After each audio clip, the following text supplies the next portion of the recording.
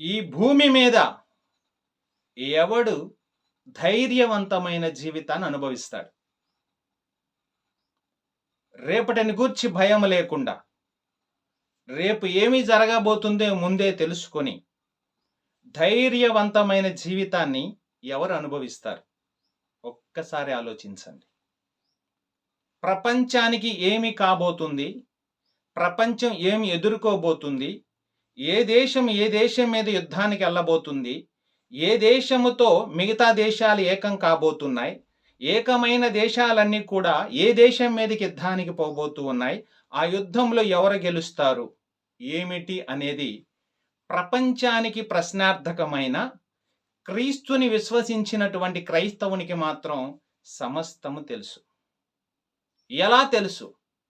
ప్రపంచం ఏం ఎదుర్కోబోతుంది అనేది క్రైస్తవుడికి ఎలా తెలుసు అంటే, దానియేలు గ్రంథం, యెహెజ్కేలు గ్రంథం, ప్రకటన గ్రంథం 3 గ్రంథాలలో ప్రపంచ భవిష్యత్తు పొందుపరచబడింది.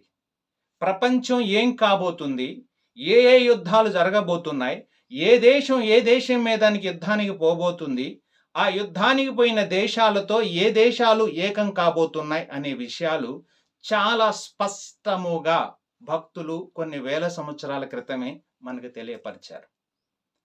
భవిష్యత్తును గురించి తెలిసిన వాడు ఎవడూ భయపడడు. ఏం జరగబోతుందో తెలిసిన వాడు భయపడడు, చింతించడు. ధైర్యవంతమైన జీవితాన్ని అనుభవిస్తాడు. ఈరోజు క్రైస్తవులు కూడా జరుగుచున్నటువంటి యుద్ధాలను గురించి, రాబోచున్న పరిస్థితులను గురించి అవగాహన కలిగిన వారై ప్రార్థనా పూర్వకంగా ధ్యానిస్తూ ఉన్నారు. చాలా స్పష్టంగా తెలియపరుస్తున్నాను ప్రియ క్రైస్తవ సమాజమా, యావత్ ప్రపంచంలో క్రైస్తవునికి మాత్రమే ప్రపంచ భవిష్యత్తు తెలుసు. ఈరోజు జ్ఞానులు ఉండొచ్చు, శాస్త్రవేత్తలు ఉండొచ్చు, విద్యావంతులు ఉండొచ్చు, అయినప్పటికీ కూడా ఏమీ చదువుకోని, చదివే రాని నిరక్షరాస్యులైనటువంటి క్రైస్తవుని ఎదుట వారు సరిపోరరు. ఎందుకు అంటే, వారు చదువుతున్నటువంటి పరిశుద్ధ బైబిల్ గ్రంథంలో ప్రపంచ భవిష్యత్ అంతా చాలా స్పష్టంగా రాయబడింది. క్రైస్తవుడు చాలా స్పష్టంగా ప్రపంచ భవిష్యత్తును తెలుసుకున్నాడు. దానిని బట్టే ఈరోజు ఇంత ధైర్యంగా జీవించగలుగుతూ ఉన్నాడు.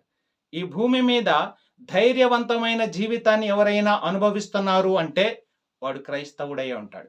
ఎందుకంటే రేపటిని గూర్చిన చింత లేదు.